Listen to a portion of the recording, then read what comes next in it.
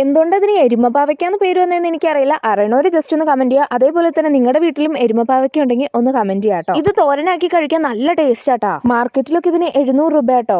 നമ്മുടെ ഇവിടെ പിന്നെ പൊതുവെ കാടായതുകൊണ്ട് ഇതേപോലത്തെ കുറേ ഉണ്ട് കേട്ടോ. അപ്പൊ നമ്മൾ ഇന്ന് ഒരു സാധനം പറിക്കാൻ പോവാം, കാണിച്ചു തരാം. അതെ ഗൈസ്, അപ്പൊ നമ്മൾ എരുമപ്പാവയ്ക്ക് പറിക്കാൻ വേണ്ടി പോകട്ടോ. കുറേ ആയി നിൽക്കണ്ടായി. അങ്ങനെ തന്നെ പെട്ടെന്ന് ഒരു പാത്രം എടുത്തോണ്ട് വന്നു ഞാനും പപ്പയും കൂടി അങ്ങോട്ട് പറിക്കാൻ തുടങ്ങി. ഒരു തോരൻ വെക്കാനുള്ളതൊക്കെ കിട്ടിയിട്ടുണ്ടായിരുന്നു കേട്ടോ. നമ്മുടെ ആരോഗ്യത്തിനൊക്കെ നല്ല അടിപൊളി സംഭവമാണ് ഈ എരുമപ്പാവയ്ക്കാന്ന് ഞാൻ കേട്ടിട്ടുണ്ട് കേട്ടോ. മഴക്കാലത്താണ് കൂടുതലും എരുമപ്പാവയ്ക്ക ഉണ്ടാവുന്നത്. മാർക്കറ്റിൽ ഇത് 700 രൂപയ്ക്കും 800 രൂപയ്ക്കും ഒക്കെ കിട്ടുമെന്ന് കരുതി നമ്മളിതൊരു കൃഷിയാക്കാൻ നിന്ന് കഴിഞ്ഞാൽ അത് നടക്കൂല. ഇത് പ്രകൃതിയോട് ചേർന്ന് മാത്രമേ വളരുള്ളൂ. നമ്മളിത് വളമൊക്കെ ഇട്ട് വളർത്തിയാലും അത് വളരാനൊന്നും പോണില്ല. അത് പ്രകൃതിയോട് ചേർന്ന് തന്നെ വളരും. ഇത് മെയിൻ ആയിട്ടുണ്ടാവുന്നത് നല്ല കാടുള്ള പ്രദേശങ്ങളിലും പിന്നെ നല്ല ഫലവത്തായ ഭൂമിയിലാണ് ഇത് കൂടുതലും കണ്ടുവരുന്നത് കേട്ടോ. ഞാൻ വീട്ടിൽ വന്നതിന് ശേഷം ഒരു 2-3 വട്ടം ഇതിന്റെ തോരൻ കഴിച്ചായിരുന്നു. നല്ല ടേസ്റ്റ് ആയിരുന്നു കേട്ടോ. നിങ്ങളുടെ ഒക്കെ വീട്ടിലുണ്ടെങ്കിൽ ഒന്ന് ട്രൈ ചെയ്ത് നോക്ക്, നല്ല ടേസ്റ്റാ. പിന്നെ ഇതാട്ടോ ഇതിന്റെ ചെടി ഭയങ്കര വള്ളിയായിട്ട് ഇങ്ങനെ പടർന്ന് നിൽക്കൂട്ടാ.